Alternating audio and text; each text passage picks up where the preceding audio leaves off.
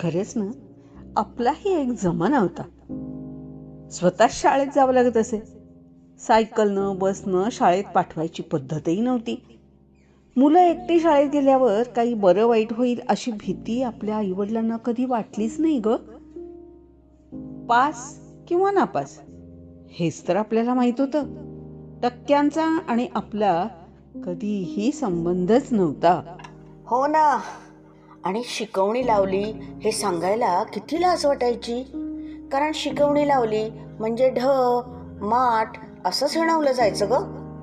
आणि पुस्तकामध्ये पिंपळाचं पान, कधी विद्येचं पान आणि मोरपीस ठेवून आम्ही बिलकुल हुशार होऊ शकतो असा आपला बिलकुल दृढ विश्वास होता.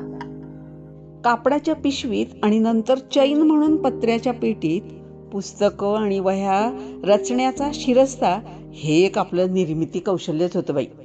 दरवर्षी जेव्हा आपण नवीन इयत्तेचं दप्तर भरायचो ना, त्याआधी ते पुस्तकं वह्या त्यांना कव्हर्स घालणं म्हणजे हा एक आपल्या जीवनातला वार्षिक उत्सवच असायचा नाही का ग. हो तर. आणि वर्ष संपल्यानंतर पुस्तकं विकणं आणि जुनी पुस्तकं विकत घेण्यात आपल्याला कधी लाज वाटलीच नाही ना. तसं आई वडिलांना आपलं शिक्षण त्यांच्यावर फारसं बोजही नव्हतं.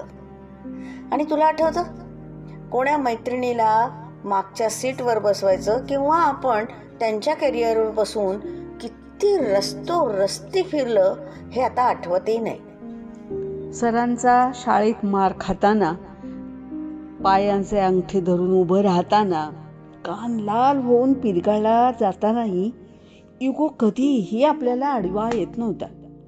खरं तर ना, आपल्याला इगो काय असतो हेच माहीत नव्हतं. मार खाणं हा तर आपल्या दैनंदिन जीवनातील एक सामान्य प्रक्रिया होती. मारणारा आणि मार खाणारा दोघेही खुश असायचे. मार खाणारा यासाठी की चला कालच्या पेक्षा तरी आज कमी धोपटला गेलो, आणि मारणारा आज पुन्हा हात धुवून घ्यायला संधी मिळाली म्हणून खुश. एकंदरीत काय, दोघेही खुश. हो ना. बिन चपलांचं कोणताही चेंडू आणि कोणतीही लाकडी बॅट घेऊन आपण जेव्हा वेळ मिळेल तेव्हा ग्राउंडवर कधी क्रिकेट तर कधी लगोरी तर कधी विटी दांडू खेळण्यातलं काय सुख होतं ना, ते खरंच आपल्यालाच माहिती ग. आपण ना कधी पॉकेट मनी मागितलाच नाही आणि वडिलांनीही कधी दिला नाही. आणि आपल्या गरजा तरी काय असायच्या, त्या नसायच्याच. आणि छोट्याशा असल्या तर घरातलं कोणीतरी पूर्ण करून टाकायचे.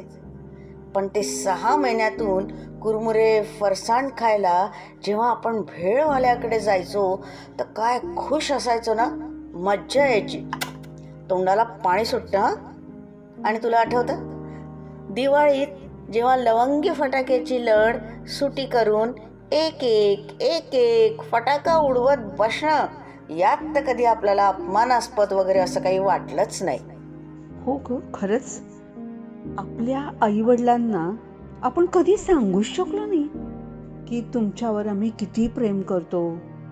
कारण ना, आपल्याला आय लव्ह यू वगैरे म्हणतात हे माहीतच नव्हतं. हो ग. आणि आज आपण असंख्य टक्के टोणपे खात संघर्ष करत दुनियेचा एक हिस्सा झालोय.